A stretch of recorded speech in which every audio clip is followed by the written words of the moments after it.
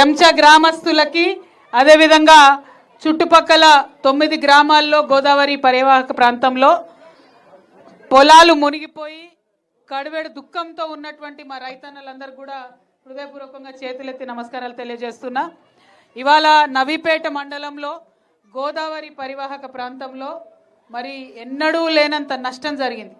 అంతకుముందు కూడా ఇక్కడ గోదావరి ప్రాంతంలో మనకు అలవాటే, గంగ వస్తుంది పోతుంది, దానికి తగ్గట్టు మనం సిద్ధంగా ఉంటాం, మనకు అలవాటే.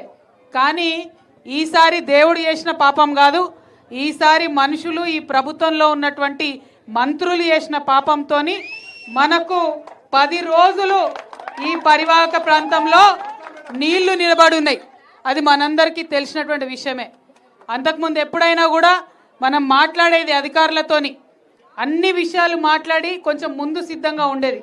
యూరియా విషయం అయితే ఖచ్చితంగా కాలం కాకముందే రైతులకు అవసరం లేనప్పుడే యూరియా తెచ్చి సిద్ధంగా వేసుకొని పెట్టేది. ఇప్పుడున్నటువంటి ప్రభుత్వం ఆఖరికి యూరియా ఇవ్వకుండా మిమ్మల్ని లైన్లలో నిలబెట్టి ఇబ్బంది పెడుతుంది. అంటే వాళ్ళకి ఆలోచన లేదు, యూరియా గురించే అర్థం కాలే, ఇక నీళ్ళ గురించి వాళ్ళకి ఏం అర్థమవుతుంది.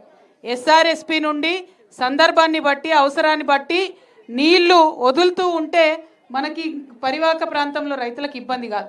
కానీ ఈసారి ఏం చేసిండ్రు, అట్లనే నిల్వ ఉంచిండ్రు. పేరుకేమో 42 గేట్లు ఎత్తినామని చెప్పిండ్రు, కానీ మొత్తం ఎత్తలేదు, సగమే ఎత్తిండ్రు. అంటే రైతులను మోసం చేయడంతోనే ఈ ప్రభుత్వం మొదలుపెట్టింది.